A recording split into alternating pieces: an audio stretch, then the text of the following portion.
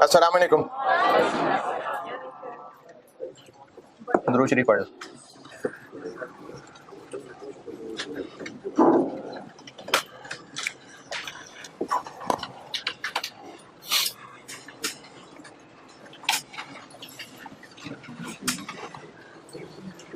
Lecture 40 में से कुछ पूछना है तो पूछे, सिवाय इसके कि दोबारा बता दें। लेक्चर 40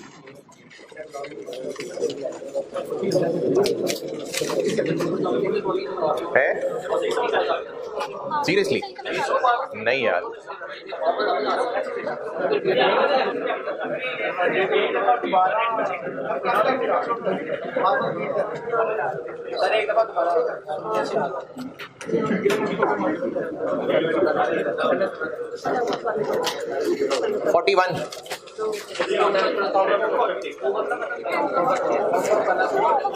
होमवर्क नहीं हुआ, नहीं किया,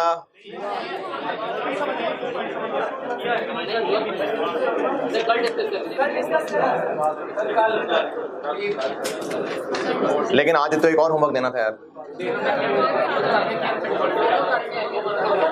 दोनों करेंगे। नहीं था ना यार, डिस्क्रिप्शन में था। यार चलो थोड़ा सा ऊपर नीचे करके देख लेते। अच्छा अभी फिर 2 सवाल हो गए होमवर्क। ये प्रोसेस कॉस्टिंग अब ये एंड पे है, तो अब ये एंड पे आके मेहनत खराब नहीं करनी यार, ये होमवर्क करके आने।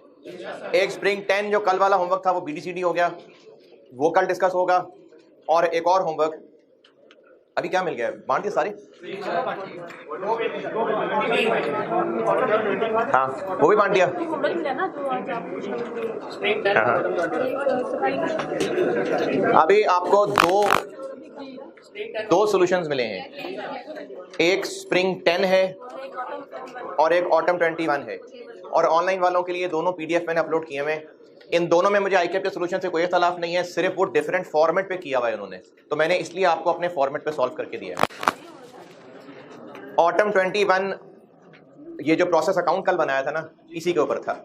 बस सिर्फ ऑटम 21 में एक अच्छा पॉइंट ये नया था, नया तो खैर नहीं पहले भी कर चुके हैं आप, लेकिन एक डिफरेंट तरीके से था कि opening closing work in process 2 तरह के थे। कुछ यूनिट्स लेट से 60% कंप्लीट थे, कुछ यूनिट 50% कंप्लीट थी। पहले भी हो चुकी है बात कि क्लोजिंग वर्क इन प्रोसेस मुख्तलिफ मशीनों में पड़ा हुआ है, ये पहले ऑटम 11 में हुई है बात। तो इनमें से कुछ हैं जिन पे इंस्पेक्शन पिछले महीने हो चुकी है, कुछ हैं जिन इस महीने होनी है। ये इसमें एक मजे का पॉइंट था। तो ऑटम 21 क्वेश्चन नंबर 4 ये होमवर्क है आपका। नुमान ऑटम 21 पेपर भी और सोल्यूशन भी, ये भी रखवा दो कॉपी के पास, क्योंकि वो जो आपके पास पूरा वो सेट है उसमें शायद नहीं है ऑटम 21 के है। क्वेश्चन है, ठीक है चलें, क्वेश्चन है जी। क्वेश्चन नंबर 4 ये होमवर्क है आज का। ऑटम 21 क्वेश्चन नंबर 4 ये आपका आज का होमवर्क है। और स्प्रिंग 10 चूंकि नहीं किया हुआ काफी सारों ने, तो ये भी कल डिस्कस होगा, लेकिन ये करके आइएगा दोस्तों। एक चीज क्या, एक चीज किधर है, कौन है एक चीज?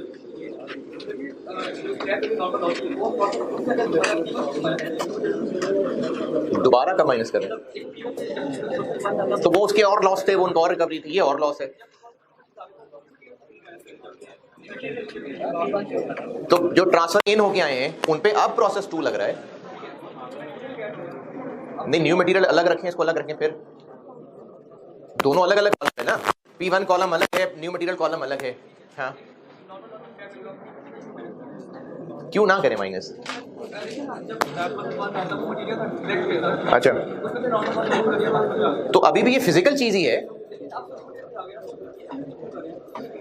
अच्छा चलो सारा उसमें से कर दें, तो इसमें से क्यों ना करें बताओ? दोनों में से कर दें, सिर्फ न्यू में से कर दें, P1 में से क्यों ना करें? P1 में से क्यों नहीं करें अगर सारा मटेरियल में से कर देते हैं तो अभी भी वो फिजिकल चीज ही है प्रोसेस 2 में। ठीक है, अब ये 2 फिजिकल चीजें हो गई, ठीक है कर दें, सारा उसी में से कर दें तो फिर P1 में से क्यों नहीं कर रहे होंगे? फिर किसी एक में से कर दें, किसी एक में से कर दें, P1 में से कर दें तो बेहतर है। अच्छा, कन्वर्जन में से माइनस ना करने की क्या लॉजिक है? हाँ तो फिर भी कोई लॉजिक नहीं है, बस एक नॉर्म्स हैं कि पहले में से माइनस करते हैं, तो आप P1 में से माइनस करते हैं, न्यू मटेरियल में से करना है न्यू मटेरियल में से करते हैं। स्प्रिंग 10 क्वेश्चन नंबर 3 और ऑटम 21 क्वेश्चन नंबर 4। ऑनलाइन वालों को बाकी बातें आ जाती हैं, ये नहीं आती, इसकी मैं लिख देता हूँ। क्वेश्चन नंबर 3 स्प्रिंग 10, ये कल का होमवर्क था, अब ये BD हुआ आज और फिर CD हो गया। और क्वेश्चन नंबर 4 ऑटम 21, ये दो हैं होमवर्क जो मैं डिस्कस कर रहा हूं कल, अगर आप करके आ रहे हैं तो। जी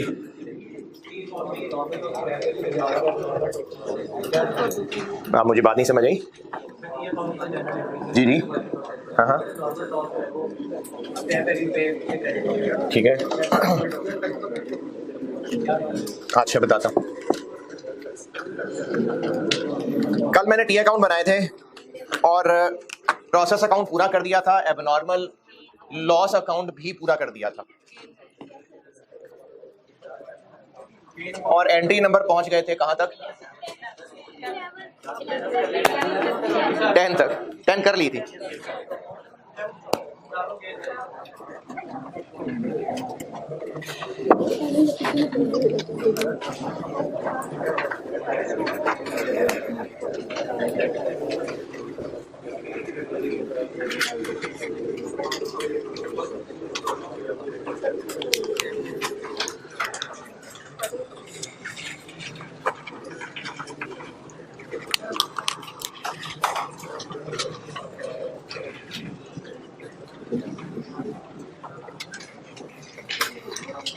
कल इंशाल्लाह जॉइंट और बाय प्रोडक्ट्स पे आएंगे, वो इससे और आगे हैं जी। और उस पे स्प्रिंग 20 के बाद सवाल नहीं आया।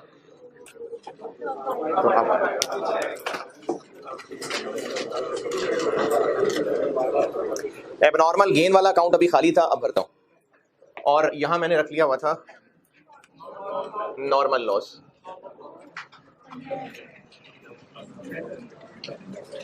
और इसकी अमाउंट क्या रखी थी,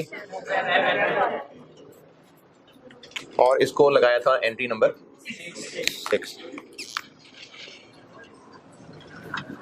और एक यहां पर कर ली थी।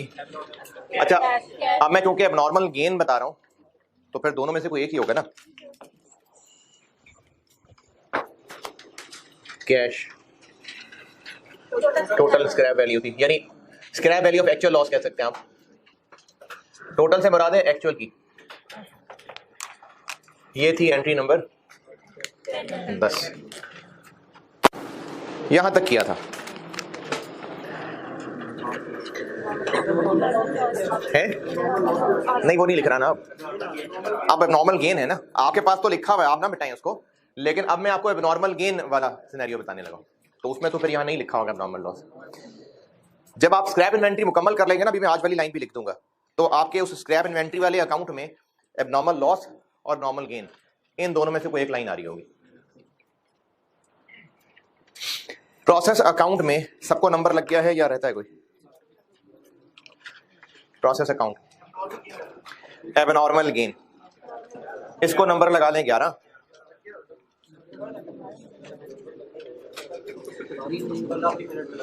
अच्छा, उसके अलावा मैंने आपको ये बता दिया था, आज प्रैक्टिस भी आ जाएगी, कि ये जो फिगर्स हैं ट्रांसफर आउट के सामने, एबनॉर्मल लॉस के सामने, और क्लोजिंग के सामने, और एबनॉर्मल गेन के सामने, ये फिगर्स कैसे बनेंगी, यानी इनकी कॉस्ट होगी। तो एक स्टूडेंट ने सवाल ये पूछा है कि एबनॉर्मल लॉस के सामने तो उसकी कॉस्ट आ रही है, नॉर्मल लॉस के सामने उसकी कॉस्ट क्यों नहीं आ रही? क्योंकि नॉर्मल लॉस की कोई कॉस्ट होती भी नहीं है, हम उसकी कोई कॉस्ट निकालते ही नहीं। क्या हम उसको कोई कॉस्ट एलोकेट कर रहे होते हैं? नहीं, उसका खर्चा बाकी लोग उठा रहे होते हैं। नॉर्मल लॉस की तो कॉस्ट ही कोई नहीं होती, तो नॉर्मल लॉस को जो वैल्यू असाइन हुई होती है वो यही है। नॉर्मल लॉस की कोई कॉस्ट नहीं निकली, अगर निकलती तो स्टेटमेंट ऑफ एवेल्युएशन में उसकी भी कॉस्ट आ रही होती।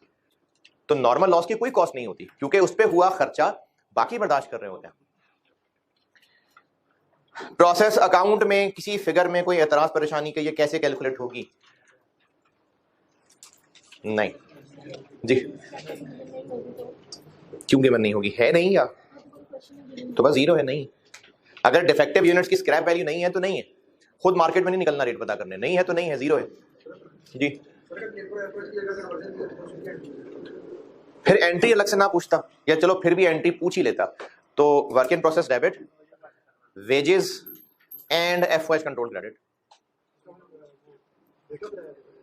खुद ही तो कह रहे हो नहीं दिया होता तो इसलिए बता रहा हूं ना, वर्क इन प्रोसेस डेबिट और credit, wages and FOS control, एक ही ना, नाम ही एक कर दिया, wages and FOS control credit. Entry number 11 अंग्रेजी लिखें, recording abnormal gain in process account, recording abnormal gain in process account.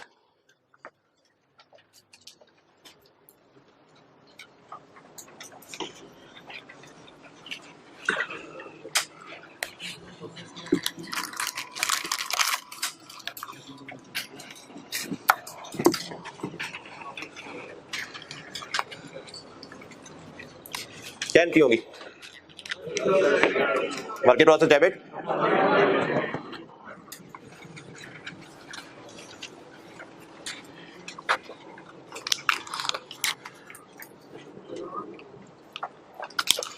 Work in process debit, abnormal gain credit. किस amount से? एबनॉर्मल गेन की टोटल कॉस्ट है जो statement of variation से निकली हुई।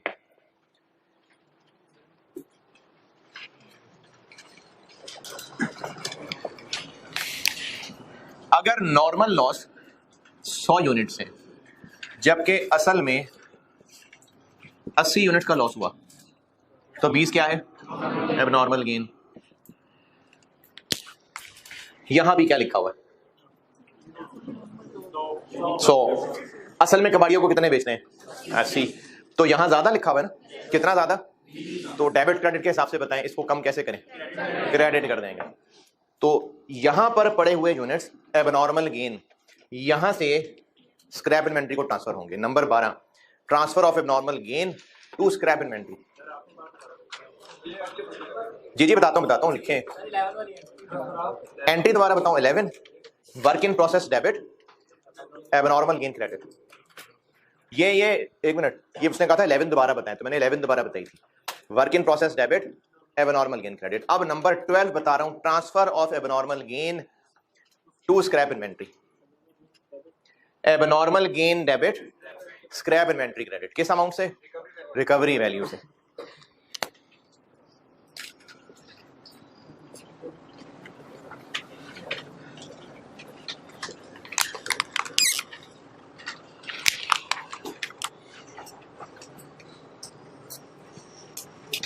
अच्छा, इन केस के किसी को नहीं पता, टी अकाउंट में जब पोस्टिंग होती है ना, तो जिस नाम का टी बना हुआ है, एक अकाउंट का नाम तो ये है, साथ लिखने में जो अंग्रेजी लिखी जा रही होती है, ये दूसरे अकाउंट का नाम भी हो सकता है और इस ट्रांजैक्शन की डिस्क्रिप्शन भी हो सकती है। यानी अब यहां पर मैंने लिख दिया वर्क इन प्रोसेस, या मैंने यहां पर लिख दिया नॉर्मल लॉस, तो इसका मतलब ये नहीं कि नॉर्मल लॉस नाम का अकाउंट क्रेडिट हुआ था, scrap inventory debit, work in process credit हुआ था। ये तो डिस्क्रिप्शन लिखी है कि क्यों हुआ था। तो टी अकाउंट में जरूरी नहीं कि दूसरे अकाउंट का नाम आ रहा हो, वैसे डिस्क्रिप्शन भी आ सकती है। स्क्रैप इन्वेंट्री अकाउंट के अंदर अभी यहां कितने यूनिट्स आ रहे थे? 100, जबकि असल में बेचे ही सिर्फ 80 हैं, तो बाकी 20 यहां क्रेडिट करेंगे तो हिसाब टैली होगा, तो वो यहां क्रेडिट और यहां डेबिट। अब इस एंट्री नंबर 12 के करने से स्क्रैप इन्वेंट्री का अकाउंट देखें टैली हो गया। स्क्रैप इन्वेंट्री का अकाउंट यहां ज्यादा लिखा हुआ था, एबनॉर्मल गेन से ये रिवर्स हुआ।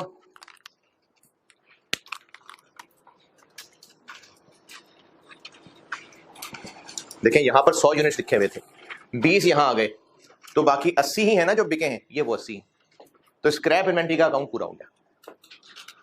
या इसमें एबनॉर्मल लॉस आ रहा होगा तो वो डेबिट साइड पे होगा, या एबनॉर्मल गेन है तो वो क्रेडिट साइड पे होगा। स्क्रैप इन्वेंट्री का अकाउंट पूरा हो गया। ये पोस्टिंग ही लिखी है सामने यार। हाँ ठीक है, स्क्रैप इन्वेंट्री ओके। अच्छा, अब इस अकाउंट पे आते हैं। एबनॉर्मल गेन के यूनिट्स प्रोसेस से निकाल के यहां लाए थे, तो प्रोसेस डेबिट और ये क्रेडिट। अब ये क्रेडिट हमने कहां शिफ्ट करना है? तो यहां से डेबिट, यहां क्रेडिट। इधर एक क्रेडिट आया भाई, क्या ये हो रहा है? ये हो रहा है कि यहां पर एक फिगर क्रेडिट है जी, ये 20 यूनिट्स है, यहां पर वो क्रेडिट साइड पे लिखे हुए हैं। अब इनको इस अकाउंट की बजाय उस अकाउंट में क्रेडिट शिफ्ट करना है। एक टी अकाउंट में क्रेडिट है, वो दूसरे अकाउंट में क्रेडिट पोस्ट करना है। तो क्या कर, डेबिट होता है कुछ, डेबिट क्रेडिट। तो यहां पर जो 20 यूनिट्स हैं हमें स्क्रैप इन्वेंटरी में शिफ्ट करना है ये ट्रांसफर। तो यहां से डेबिट होके खत्म हो जाएंगे, यहां क्रेडिट आ जाएगा। अब इस वक्त इस टी अकाउंट में देखें तो डेबिट क्रेडिट साइड बराबर है दोनों, रुपए वाली फिगर बैलेंसिंग फिगर किस साइड पे आएगी? डेबिट साइड पे, क्योंकि कॉस्ट उससे ज्यादा होगी। तो अब जो इनका डिफरेंस होगा बैलेंसिंग फिगर, वो पी एंड एल में जाएगा।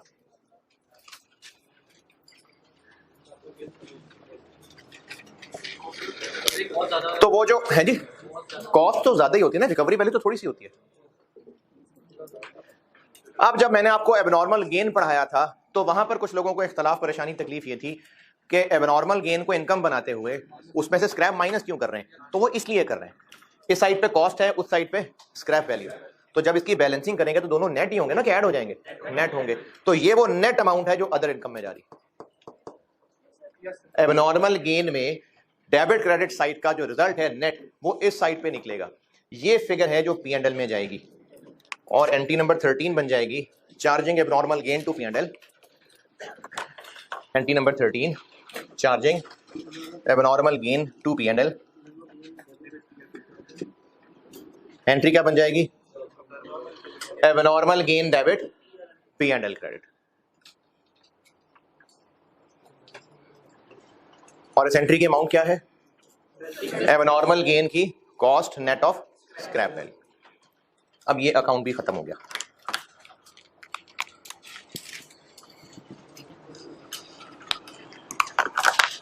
अच्छा, कल मैंने आपको ना एंट्री 8 और 9 के बाद कहा था कि एग्जाम में एंट्रीज रिक्वायर्ड हैं तो आप इनकी कंपाउंड कर लेना। तो यहां पर भी 11 और 12 को नहीं, सॉरी 12 और 13 को हम एग्जाम में कंपाउंड कर लेंगे। अगर डबल एंट्रीज पूछी हैं सवाल में, स्प्रिंग 21 में पूछी हैं, अभी तो टी अकाउंट था, स्प्रिंग 21 में पूछी थी एंट्री से पहले भी। अगर डबल एंट्रीज पूछी हैं सवाल में तो आप ये एंट्री नंबर 12 और 13 को कंपाउंड कर सकते हैं, बल्कि कर लीजिएगा, और एंड रिजल्ट उसका क्या बन जाएगा? एबनॉर्मल गेन डेबिट कितने से? कॉस्ट से। Scrap inventory credit abnormal gain की स्क्रैप वैल्यू से, और जो दोनों का डिफरेंस है वो P and L credit. Repeat कर रहा हूं, एबनॉर्मल गेन डेबिट एजी यूनिट्स की कॉस्ट से, स्क्रैप इन्वेंट्री क्रेडिट एजी यूनिट्स की स्क्रैप वैल्यू से, और डेबिट क्रेडिट में फर्क आएगा और उसके लिए हमें क्रेडिट ही चाहिए होगा, तो वो पी एंड एल क्रेडिट।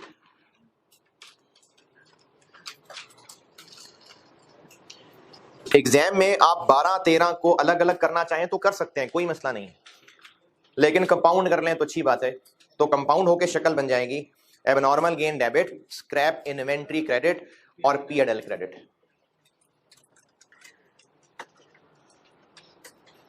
ये टी अकाउंट्स हो गए सारे के सारे पूरे जी जी जी। वो बस एडजस्टमेंट हो रही होती है। एबनॉर्मल गेन को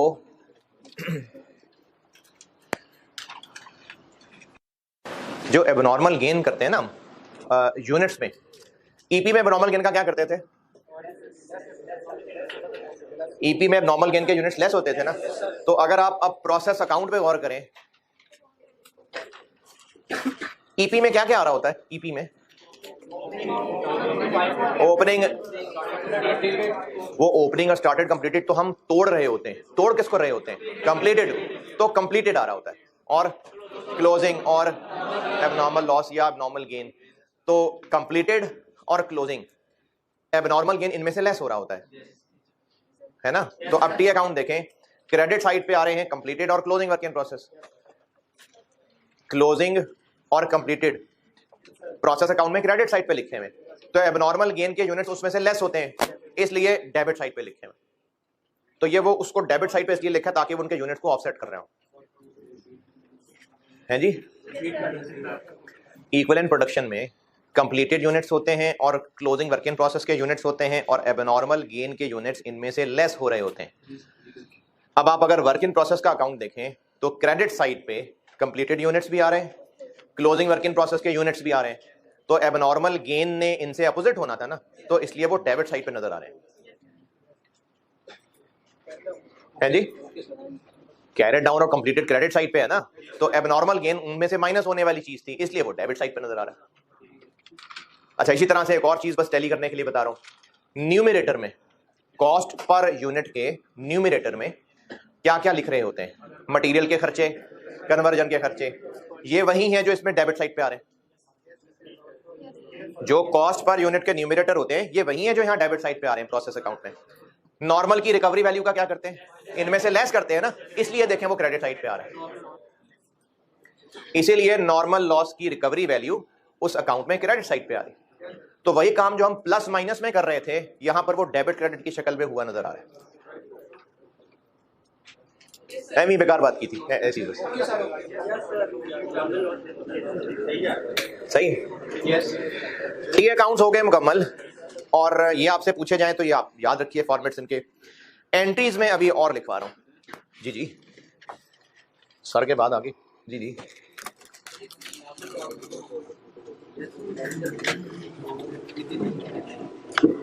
अच्छा,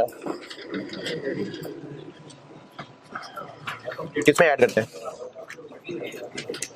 किन के साथ ऐड करते हैं,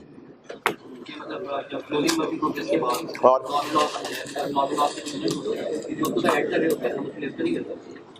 अच्छा किस में ऐड हो रहे होते हैं, हाँ, और क्लोजिंग में, तो इसलिए उन्हीं की साइड पे लिखे हुए।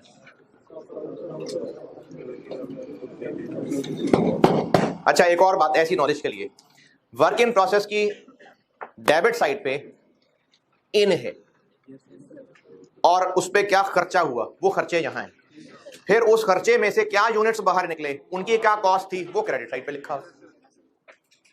जो खर्चे हुए वो वर्क इन प्रोसेस की डेबिट साइड पे हैं, जितने यूनिट्स प्रोसेस में इन हुए वो डेबिट साइड पे हैं, फिर उसके नतीजे में एंड रिजल्ट क्या निकला, जो जो कुछ हम स्टेटमेंट ऑफ इवैल्यूएशन में बनाया करते थे वो क्रेडिट साइड पे लिखा कि वो खर्चे अब आगे कहां किन किन पे लगे। तो इतने जो ट्रांसफर आउट के सामने लिखे हैं वो अगले प्रोसेस में चले गए, जो क्लोजिंग के सामने लिखे हैं वो अब भी सीडी है, जो एबनॉर्मल लॉस के सामने लिखे हैं वो उनकी कॉस्ट लिखी हुई है। तो डेबिट साइड पे इन्स आ गए और क्रेडिट साइड पे आउट्स आ गए। एक और बात, ये भी सवाल के साथ दोबारा बता दूंगा, अभी सवाल करूंगा ना तो ये बात दोबारा बताऊंगा जो कह रहा हूं।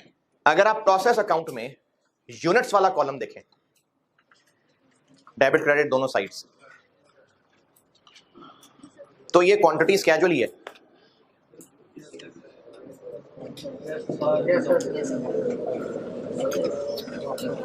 नहीं? तो अब अगर सवाल में प्रोसेस अकाउंट रिक्वायर्ड हुआ और आपकी मर्जी है, आप अगर चाहें तो क्वांटिटी स्केड्यूल बनाना अवॉइड कर सकते हैं, इसी में यूनिट्स तो हमने लिखने ही होंगे, तो यहीं से ही हमें बैलेंसिंग फिगर एबनॉर्मल लॉस पता चल जाया करेगी, वो भी सवाल में करके दिखाता हूं आपको। तो ये जो प्रोसेस अकाउंट में यूनिट्स वाले दोनों कॉलम हैं ये क्वांटिटी स्केड्यूल ही की शक्ल दे रहे हैं। फिर भी अगर आदतन आप क्वांटिटी स्केड्यूल बनाना चाहें बिल्कुल बनाएं, बिल्कुल कोई मसला नहीं है। यहां पे बहरहाल लिखने हैं यूनिट्स, यानी ऐसा नहीं है कि क्वांटिटी स्केड्यूल बना लें तो प्रोसेस अकाउंट में यूनिट्स ना लिखें, नहीं लिखने पड़ेंगे। वैसे कह रहा हूं कि अगर आप क्वांटिटी स्केड्यूल ना बनाना चाहें तो प्रोसेस अकाउंट के इस यूनिट्स वाले कॉलम से काम चल जाएगा। अभी सवाल में चला के दिखाता हूं। एंट्रीज में भी और भी है, नंबर 14 को नहीं कंपाउंड किया मैंने, वो तो वैसे आपको बताया कि 12-13 कंपाउंड कर लें।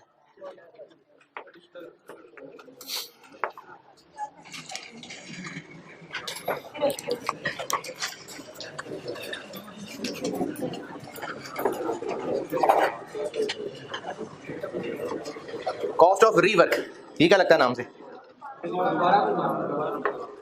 अब ये दो तरह का हो सकता है।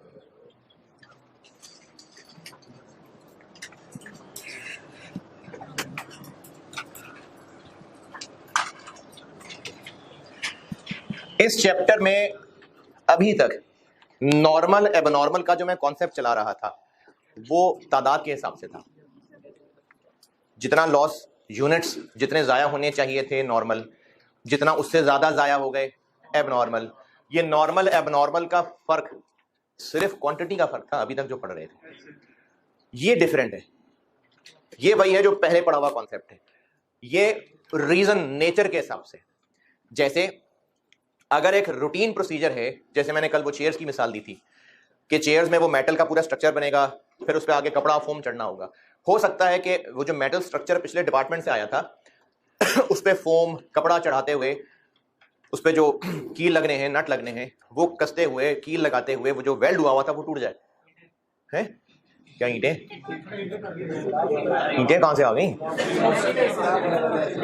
इसी तरह से जो फोम लगा रहे थे चेयर पे, जो फोम चेयर पे लगा रहे थे, जो कपड़ा लगा रहे थे, काटते हुए वो गलत कट गया तो उसकी शेप खराब हो गई, अब और शीट लगानी पड़ेगी। इसी तरह से जो मेटल स्ट्रक्चर था, मजदूरों की लड़ाई हो गई तो वो चेयर्स भी टूट गई उससे। तो अब ये जो चेयर्स का टूटना, कपड़े का जाया हो जाना, रीवर्क से क्या मुराद है? इसको हम दोबारा कपड़ा लगा के, दोबारा मटेरियल लगा के, दोबारा वेल्डिंग करके ठीक बना सकते हैं।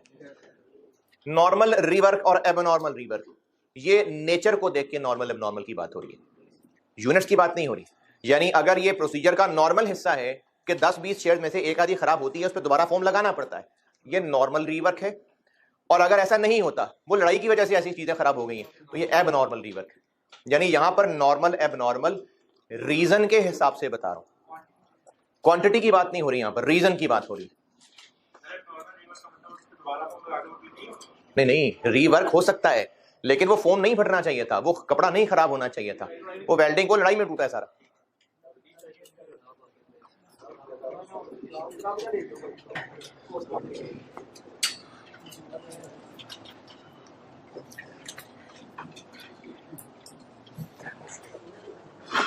खर्चा तो दोबारा होगा, लेकिन अगर ये नॉर्मल रीवर्क है, यानी हर दफा ये होता ही है, तो फिर ये वर्क इन प्रोसेस को ही डेबिट होगा।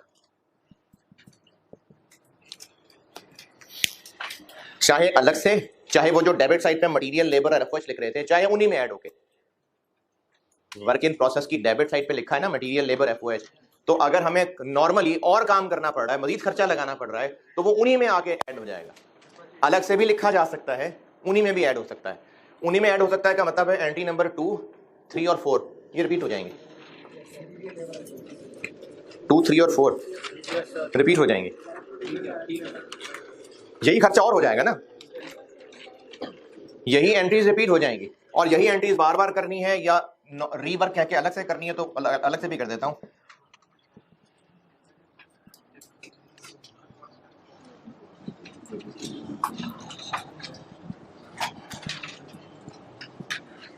ये हो जाएगा, बाउंड कर दिया। जी जी, नॉर्मल लॉस के अलावा आएंगे कि नॉर्मल लॉस में सी नहीं, नॉर्मल लॉस तो गए ना, उनको लॉस ही तब कह रहे हैं अगर वो यूनिट्स गए। अगर रीवर्क कर लिया तो फिर लॉस क्यों कहेंगे उसको? तो जो नहीं सही हो सकते उनको नॉर्मल लॉस। हाँ जी, जो यूनिट्स ही गए वो ठीक नहीं हो सकते, तभी तो उनको लॉस कह रहे हैं। अगर रीवर्क कर लिया तो फिर तो यूनिट्स नहीं खराब हुए, बस उन्हीं यूनिट्स की उतनी ही तादाद इनपुट के ऊपर मटेरियल कॉस्ट 2 लाख की बजाय 2,10,000 लग गई। क्या जी? प्रोसेस 1 में भी हो सकता है, 2 में भी हो सकता है।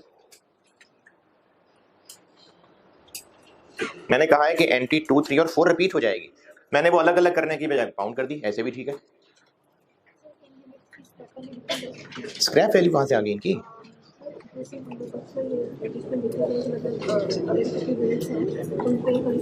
अच्छा, ये रीवर्क का जब वर्ड है ना, तो फिर ये अब बिल्कुल सही वाले हो जाएंगे, रीवर्क कर देंगे हम, इन पे दोबारा खर्चा करेंगे। अब ये सही है, लॉस नहीं है, ये लॉस नहीं है, ये नहीं है लॉस, तभी तो रीवर्क कह रहे हैं, पे दोबारा काम कर लेंगे, ठीक हो जाएंगे। तो इसलिए स्क्रैप वैल्यू का तो उस पर काम ही नहीं है। अगर तो नहीं ना, तभी तो उनको रीवर्क कह रहे हैं। अगर डिफेक्टिव के तौर पे लेना होता तो वो तो पहले वो जो कर रहे थे नॉर्मल एबनॉर्मल लॉस वो होता। अगर इनको डिफेक्टिव कह के अलग करना होता तो ये यही तो थे पहले, नॉर्मल एबनॉर्मल लॉस। तो अब अगर ये रीवर्क है तो ये डिफेक्टिव नहीं है, खराब हुए थे दोबारा ठीक कर लिए। और अगर ये रीजन एबनॉर्मल था तो फिर P&L को चार्ज होना चाहिए, तो बस वर्क इन प्रोसेस की जगह P&L आ जाएगा।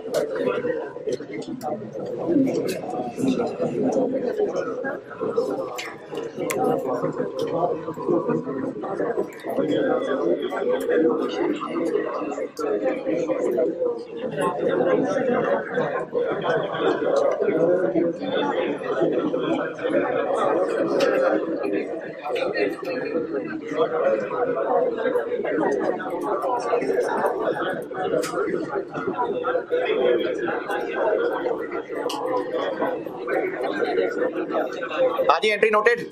चले, एंट्रीज भी मुकम्मल और टी अकाउंट के फॉर्मेट भी मुकम्मल। एक सवाल करते हैं, अभी एक सवाल होमवर्क दिया है, कल एक और डबल एंट्रीज का करा के फिर मैं जॉइंट प्रोडक्ट्स पे आ जाऊंगा और कल फिर इसी तरह से और होमवर्क दूंगा, है जी। 3 तो लगेंगे, हाँ जो आएगा तो देख लेंगे यार। क्या जी? जो प्रोसेस 2 में पढ़ा है, जैसे लेक्चर 40-41 तक जो पढ़ा है जी, नहीं एंट्रीज नहीं। ऑटम 14 क्वेश्चन नंबर 1 पढ़ने करता हूं बोर्ड पे। ऑटम 14 क्वेश्चन नंबर 1 पढ़ लीजिए, मैं बोर्ड पे करता हूं।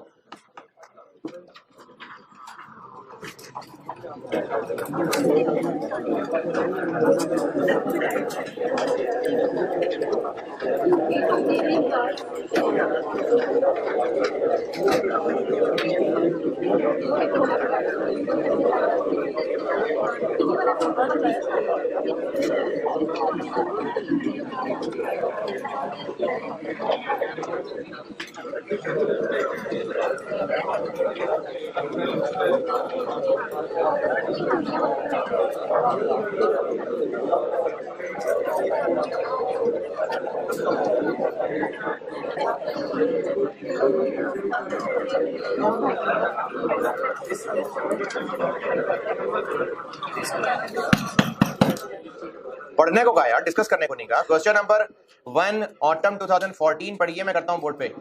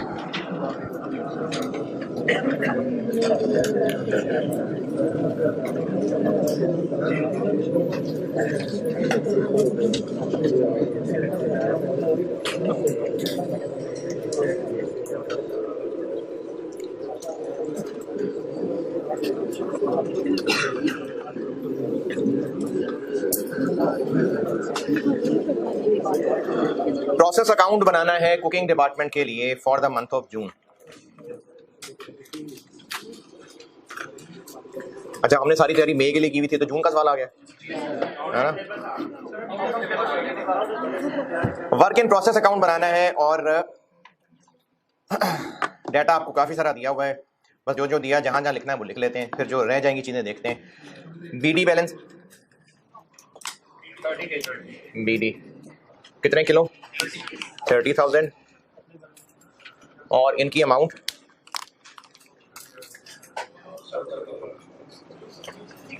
6260 प्लस 1288 प्लस, बस पक्की बात है इसका 20%। ये पहले भी हो चुका सवालों में कि आपको बीडी में लेबर की फिगर दी हुई है, तो उसको खुद बनाना पड़ेगा कन्वर्जन। जी 9094। लेबर दिया हुआ है ना, उस पर खुद ऐड करनी पड़ेगी एफओएच। एफओएच के बारे में ऊपर, इससे जस्ट ऊपर वाले पैराग्राफ में लिखा हुआ है कि लेबर का 120% के बराबर एफओएच होता है, तो वो खुद करना पड़ेगा साथ शामिल। ये पहले भी कर चुके हैं इस तरह से। और क्या आता है डेबिट साइड पे? ट्रांसफर इन तो कोई है नहीं, पहला ही है। मटेरियल अमाउंट कितनी? किलो कितने? 4,20,000। लेबर 20,000। एफओएच जी 24,000। 20,000 का 120%। ये तो सीधा सीधा गिवन है डाटा।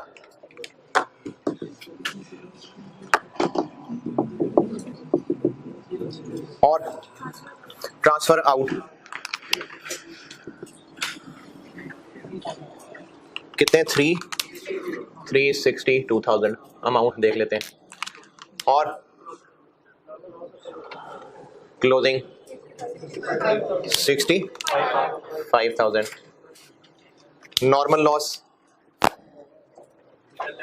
फाइन करना पड़ेगा, वर्किंग वन। और फिर बैलेंस करेंगे तो एबनॉर्मल लॉस या एबनॉर्मल गेन होगा।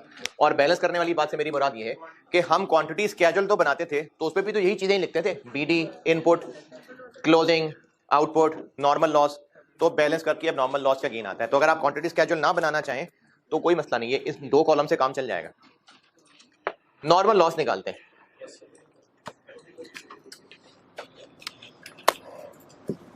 इंस्पेक्टेड यूनिट्स निकालते हैं जी। इनपुट कितना?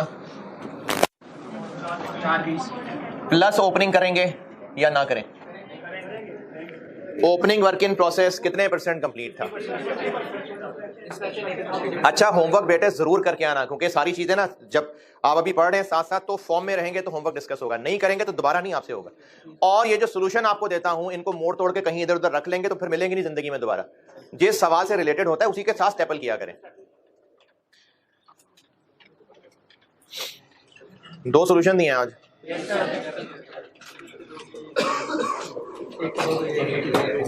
ओपनिंग ऐड करना है कि नहीं? कितने % कंप्लीट था? और इंस्पेक्शन कितने पे है? तो हाँ, ये अब आके इंस्पेक्ट होगा, इसलिए ऐड होगा 30। क्लोजिंग कहां तक पहुंचा है? तो ये इंस्पेक्शन नहीं हो सकी, लेस हो जाएगा। इंस्पेक्टेड यूनिट्स बन जाएंगे 385। और नॉर्मल लॉस कितना है? 5% के 2% के 3%? अच्छा, 5% का 2%। ये 5 को सिंपली 2 और 3 में तोड़ के बताया है। और ये दोनों हमें अलग अलग इसलिए चाहिए क्योंकि एक की स्क्रैप वैल्यू है, एक की नहीं है?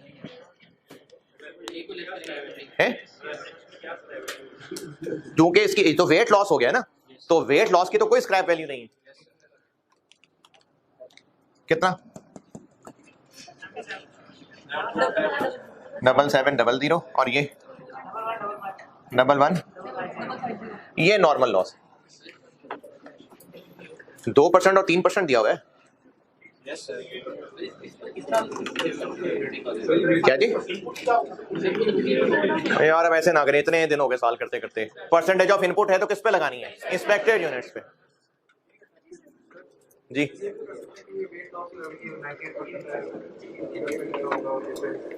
नहीं, इंस्पेक्टेड यूनिट्स पे लगा रहे हैं ना इनपुट। वो किस लिए दिया उस पर करता हूं बात अभी। ये जो दिया हुआ ना वेट आफ्टर कुकिंग, ये फिलहाल इग्नोर करें, इसका सवाल में कोई काम नहीं है। कैसे पता चलेगा आपको सवाल में? जब हमें इंस्पेक्शन स्टेज दी है, परसेंटेज ऑफ इनपुट है, तो वो इंस्पेक्टेड भी लगना है ना, तो इंस्पेक्टेड भी लगेगा। हाँ, तो वो आपको बताता हूं कि सवाल में जरूरत नहीं थी उसकी लेकिन फिर भी अगर उसको इस्तेमाल करना चाहते तो सवाल पूरा करने के बाद बताता हूं। इसको सेपरेट क्यों किया? इसी पे 5 लगा लेते, क्योंकि हमने जब यहां पर लिखना है ना तो आगे स्क्रैप वैल्यू भी लिखनी है, तो सबकी स्क्रैप नहीं है, इसकी तो नहीं है स्क्रैप वैल्यू, इसकी है, इसलिए यूनिट्स अलग अलग निकालें। तो नॉर्मल लॉस हो गए, फिर वेट लॉस और रिजेक्शन। वेट लॉस वाले हो गए 7700 और ये हो गए 11 और इनकी आगे अमाउंट क्या आएगी?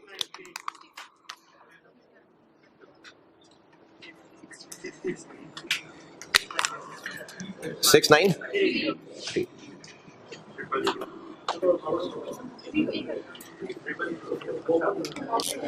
693 बस, कोई जीरो नहीं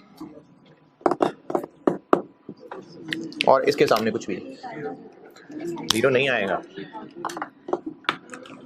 अगर दिल कर रहा है तो ये लें।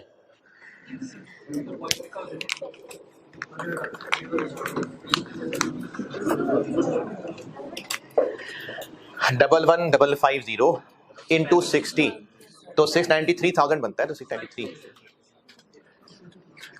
यहां तक कि कैलकुलेशंस में कोई इख्तलाफ तकलीफ को किसी की दिलादारी कोई है जी?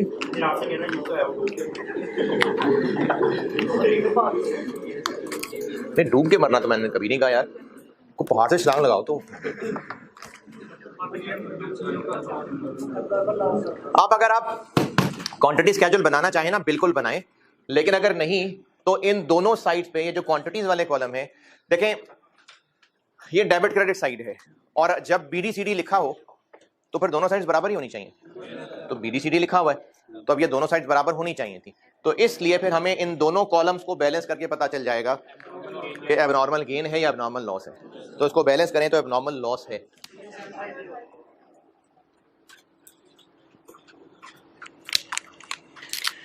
$3750। लेकिन फिर भी अगर आप क्वांटिटी स्केड्यूल बनाना चाहें तो बिल्कुल बनाएं, कोई मसला नहीं।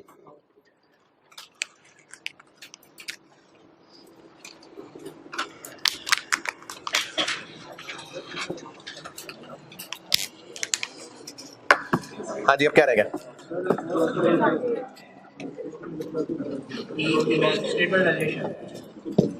ये तो आपके लिए है,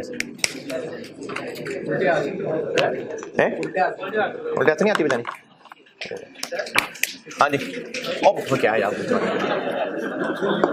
जी जी। अच्छा, ये बाकी भी सुना, अच्छा सवाल है।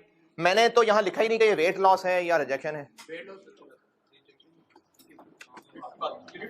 एबनॉर्मल लॉस को मैंने क्यों नहीं ऐसे तोड़ा? तो रिजेक्शन भी हो सकती, तो रिजेक्शन भी हो सकती है। अच्छा, मैं कह रहा हूं कि इसमें वेट लॉस भी है, रिजेक्शन भी है। आप बताएं मैंने क्यों नहीं तोड़ा? हाँ जी, नहीं पहले ही कर लिया का तो जवाब नहीं है। नहीं, दिल नहीं है, क्यों नहीं तोड़ा मैंने? हमने इनकी लिखनी तो कॉस्ट ही है ना सामने, तो कॉस्ट है, चाहे वो रिजेक्शन है चाहे वो वेट लॉस है, कॉस्ट तो है। तो यहां पर हमने कॉस्ट ही तो लिखनी है। हाँ, अगर इस सवाल में डबल एंट्रीज रिक्वायर्ड होती तो फिर तो हमें उनकी स्क्रैप वैल्यू की भी एंट्री करनी होती, फिर मैं जरूर तोड़ता। और आप इस सवाल को पूरा एक बार अभी कर लेते हैं, फिर मैं ये तोड़ के दिखा भी देता हूं कि कैसे इस सवाल में कैलकुलेट करते।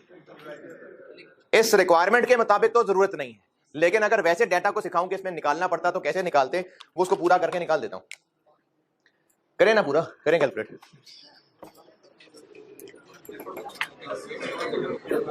ले मैं आपको ईपी भी बना देता हूं।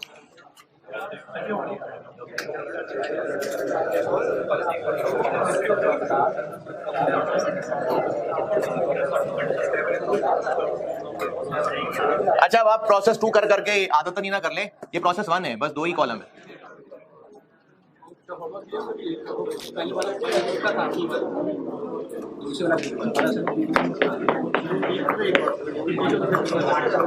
वेटेड एवरेज है कि 5 है, तो बस completed units. Three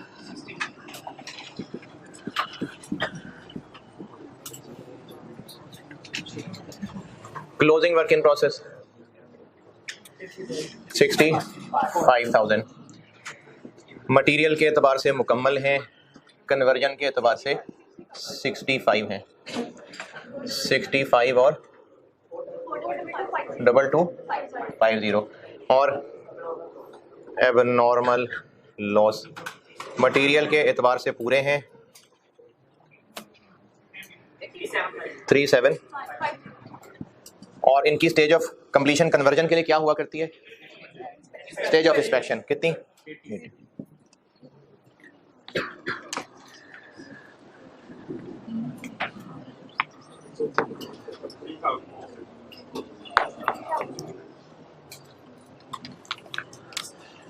3750 3000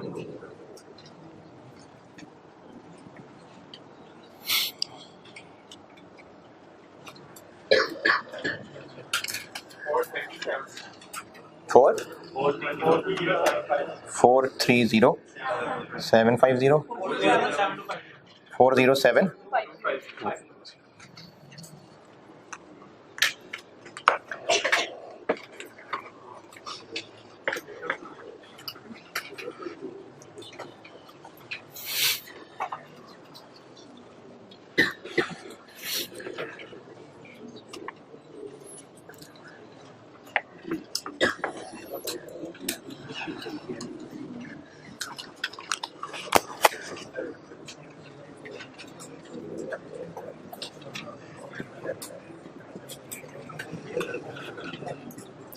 weighted average method है तो ओपनिंग वर्क इन प्रोसेस भी आएगा 6260 और इधर 2834। ये कैसे?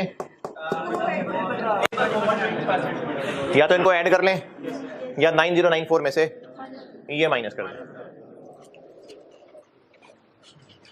Current period 44,000। Normal loss 693 5 5 6 7 4 6। अच्छा ये 1000 में 3 जीरो लगा लीजिएगा फार्मूले में डिवाइड करते हुए।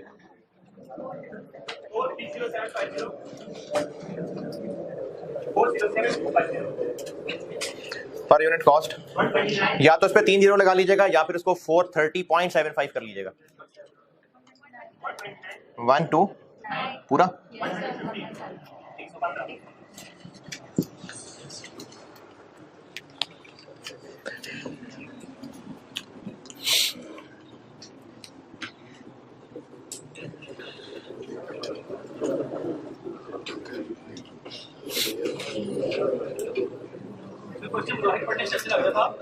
जैसे रेट ऑफ लुकिंग और ट्रांसफर फिनिश प्रोडक्ट ऐसा वर्क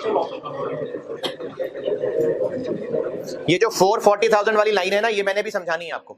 इस सवाल में इसकी कोई जरूरत नहीं थी, लेकिन मैं सवाल पूरा करके ना फिर समझाता हूं किसका क्या अमल दखल है बीच में।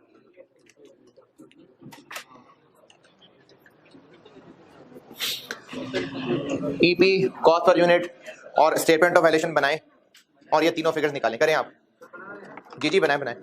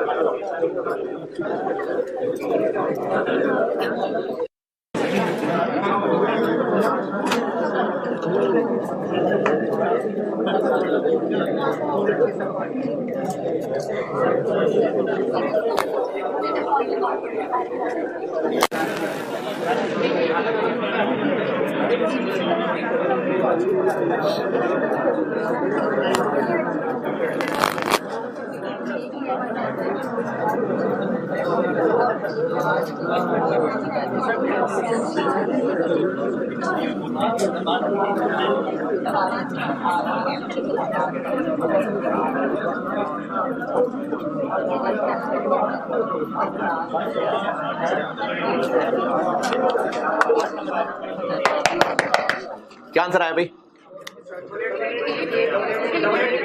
18832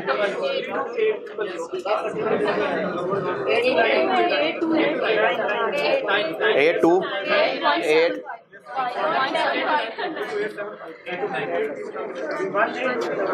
32 यही है। ये रे 15 नंबर।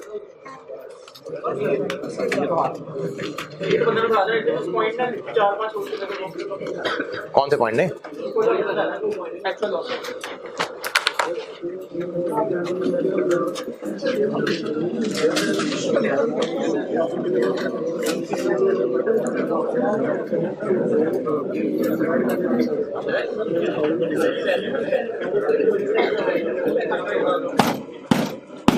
वैल्यू में क्या?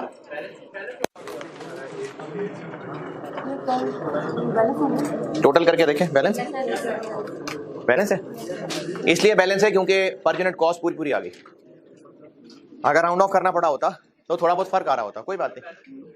बैलेंस ही है क्योंकि टी अकाउंट है, बैलेंस है BDCD। ये जो अमाउंट्स वाला कॉलम है ये भी टी अकाउंट है, तो हाँ टोटल टैली ही होगा। अगर थोड़ा बहुत फर्क आ रहा हुआ तो वो इसलिए आ रहा होता है कि per unit cost round of की होती है, लेकिन कोई मसला नहीं है। सही नहीं है जी? अगर पर यूनिट कॉस्ट, हाँ जी, फिर फर्क आ जाता। नहीं कोई मसला नहीं, उसने आपके टी अकाउंट टैली हो गए, नंबर नहीं देने, आप टोटल ही ना करें, बस अभी 2 लाइनें लगा दें बस।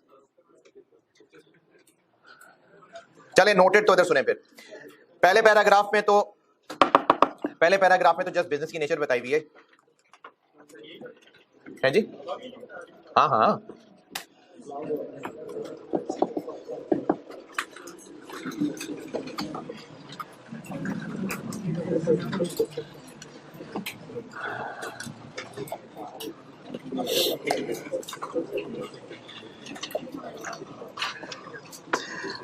पहले पैराग्राफ में जस्ट वैसे ही बिजनेस और उसकी प्रोडक्शन की नेचर बताई हुई है, उसके बाद इंस्पेक्शन स्टेज, उसके बाद भी वर्क वो ओवरहेड अप्लाइड और इन्वेंट्री के बाद की हुई है। ये जो इस टेबल में वेट आफ्टर कुकिंग वाली लाइन है, अगर ये ना हो तो बिल्कुल स्ट्रेट फॉरवर्ड ही सवाल है। वेट आफ्टर कुकिंग 440,000 वाली लाइन ना हो तो ये बिल्कुल स्ट्रेट फॉरवर्ड सवाल है। इस 440,000 की लाइन के अलावा और इस सवाल में, इस आंसर में कुछ पूछना है तो पूछिए। क्या? जी वो 440 से निकाल के देना मैंने। इस सवाल में 3750 में से कुछ वेट लॉस भी है और रिजेक्शन भी है, लेकिन इस सवाल की रिक्वायरमेंट में जरूरत नहीं थी तोड़ने की, क्योंकि लिखनी तो उनके सामने कॉस्ट थी। अगर डबल एंट्रीज रिक्वायर्ड होती तो फिर हम इसको तोड़ते। क्यों तोड़ते? क्योंकि रिजेक्शन वाले की रिकवरी वैल्यू होती तो उसमें स्क्रैप इन्वेंट्री की एंट्री करनी होती, और जो वेट लॉस है उसकी स्क्रैप वैल्यू की कोई एंट्री ना होती, तो तोड़ना पड़ता। बेशक नहीं तोड़ना पड़ा, लेकिन अगर तोड़ते तो कैसे तोड़ते वो सिखाता हूं।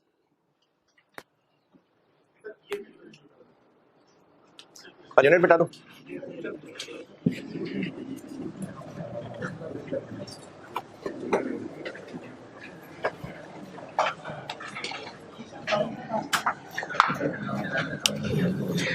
ये सवाल हो गया पूरा। मैं आपको वैसे बता रहा हूं कि अगर एबनॉर्मल लॉस को तोड़ना होता तो कैसे तोड़ते। मशीन्स में कितना चिकन है जो कुक होने के लिए इन हुआ है? ये भी तो मशीन में ही है ना।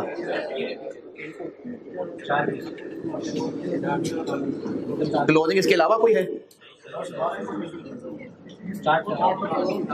इतना टोटल केजी चिकन इन है कुक होने के लिए। कुक होने के बाद रह कितना गया?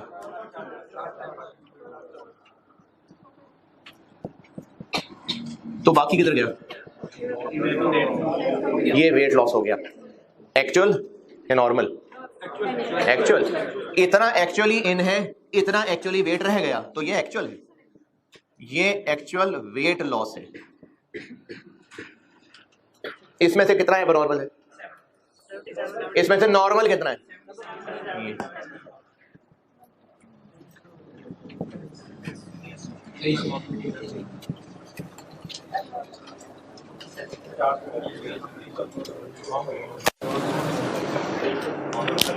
ये एबनॉर्मल वेट लॉस।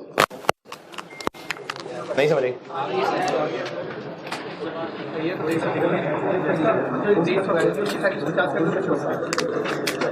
इतने किलो चिकन कुक होने के लिए मशीन्स में है, कुक होने के बाद आधा अधूरा जितना भी इतना वजन रह गया हुआ है, तो 10,000 किलो वेट लॉस हो गया है। इसमें से इतना तो होना बनता था, जो ज्यादा हो गया वो एबनॉर्मल वेट लॉस है। एबनॉर्मल रिजेक्शन कैसे निकालें? ये टोटल एबनॉर्मल है, इसमें से 2300 माइनस कर दें तो बाकी रिजेक्शन वाला आ जाएगा।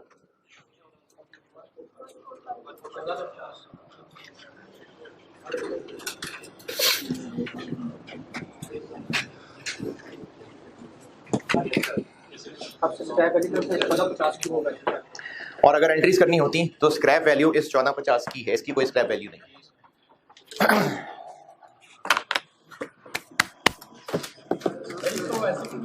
वैसे कैसे? ये क्या है? क्या क्या क्या?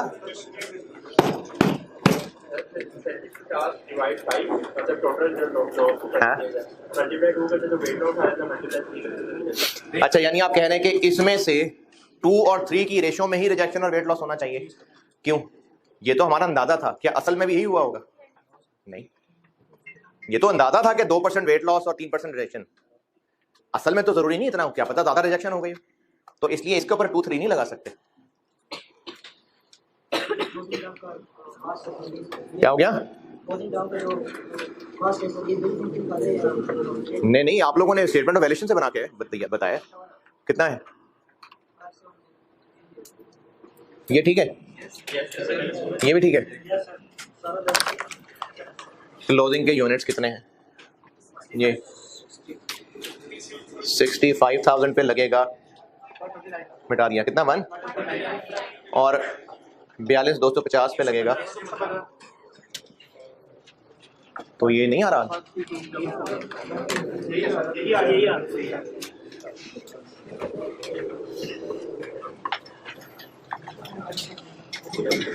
जी डॉक्टर साहब, हाँ जी डॉक्टर साहब, क्या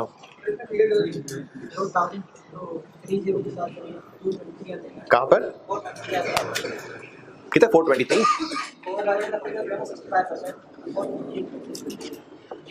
ये थाउजेंड्स नहीं है, ये तो पूरे केजीस लिखे हुए हैं, ये तो थाउजेंड्स में। आपने इसको क्या किया है? 423 कैसे आया? 423 तो किसी सूरत नहीं बनता भाई। अरे 1000 में करके भी 423 नहीं बनता है।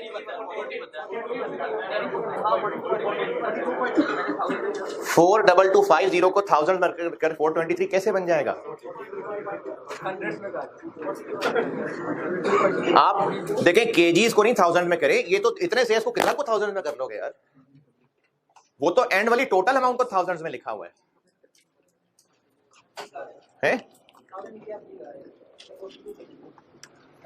हाँ तो 423 गलत कर रहे थे ना। और इसमें सवाल जी? नहीं नहीं, जो भी कुक हो रहा था अंदर उसका पता, ये लाइन जो लिखी है ना, वेट आफ्टर कुकिंग, ये टेक्निकली इंफॉर्मेशन अजीब सी है। मतलब ये किसका वेट है?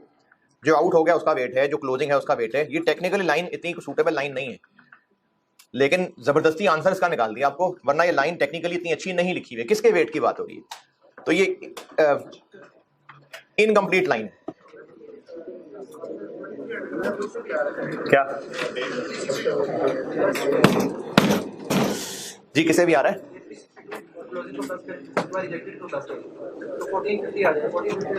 क्या क्या क्या दिस? अच्छा,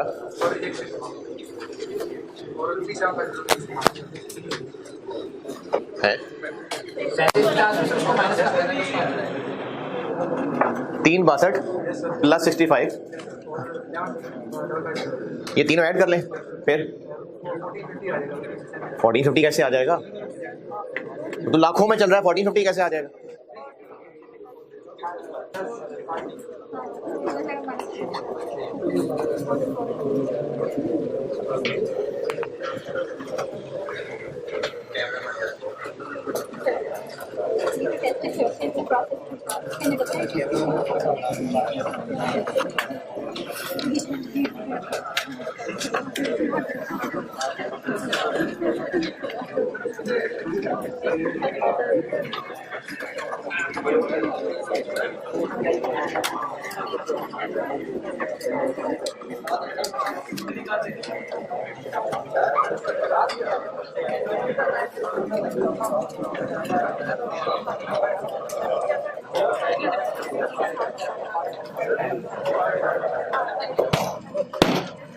कोई आखिरी बात अगर याद हो किसी को? सबर,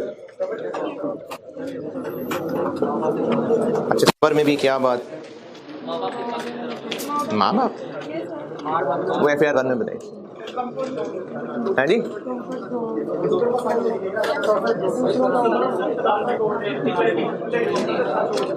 वो तो वैसे अलग से बात की थी ना, इनमें से बात कर रहा हूँ।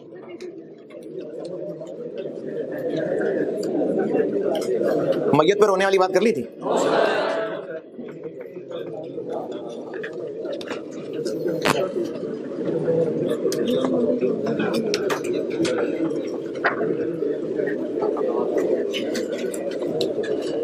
फारिग होंगे आप तो बात करता हूं।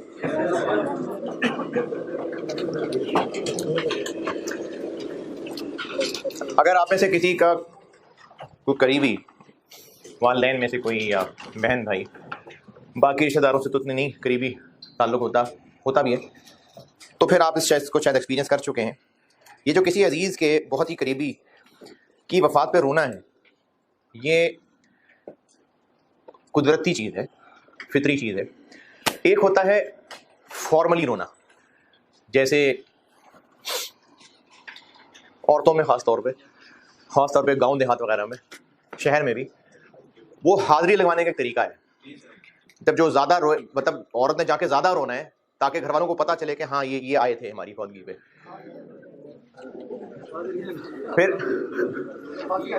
फिर इसके अलावा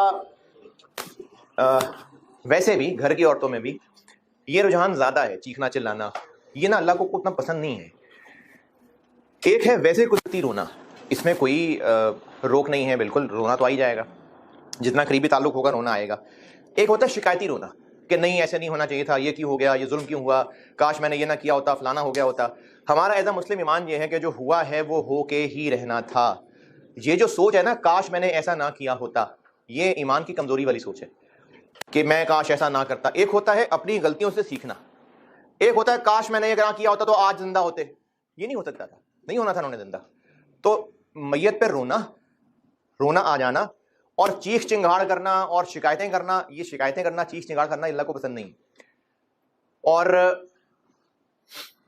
इस तरह की शिकायतें कि अल्लाह ने क्यों किया मेरे साथ ऐसा, अब हम क्या करेंगे, ये नहीं होना चाहिए था, नहीं जाने देना, इसमें शिकायती टोन, ये बुरी बात है। अल्लाह से शिकायती टोन ये हो जाती है। जैसे मेरी फैमिली में डेथ हुई थी, उस पर मेरे रिश्तेदारों में कुछ ऐसे, पता नहीं अल्लाह हमसे क्या चाह रहा है, हमें समझ नहीं आ रही। ये बात ठीक नहीं है। बल्कि हमारा अगर ईमान स्ट्रांग हो तो अल्लाह ने ही भेजा था और अल्लाह ने वापस बुलाना ही था, और उनका वक्त था। मोहब्बत की वजह से आंसू आ जाते हैं, इसमें कोई इख्तलाफ नहीं है, लेकिन ये ईमान इन्ना लिल्लाहि व इन्ना इलैहि राजिऊन कि हमारा अल्लाह पे यकीन ही कि अल्लाह ने दिया था, ने वापस ले लिया। हाँ, ये नहीं करना कि पार्टियां करनी शुरू कर दें, चलो जी अब्बा ने जाना था चले गए, तो अल्लाह ने वापस बुलाना था, चलो पार्टी करते हैं, नहीं ये तो बेदबी वाली बात है। लेकिन शिकायती टोन ये सब्र के खिलाफ बात है। बल्कि एक दफ़ा ना, वो पता नहीं लतीफ़ा है या ऐसी कोई जानने वाले बता रहे थे, मुझे नहीं पता, या तो असली वाक़या लतीफ़ा है, मज़े की बात है। बस एक ऐसी कोई फौजी थी और जो बेवा थी, उसने बहुत ज़्यादा चीखना चिल्लाना किया हुआ था, बहुत ज़्यादा शोर, नहीं जाने देना, नहीं जाने देना।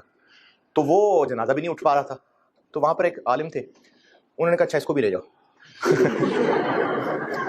इसको भी साथ ही दफना दो। तो बस वो साइड पे हो गई।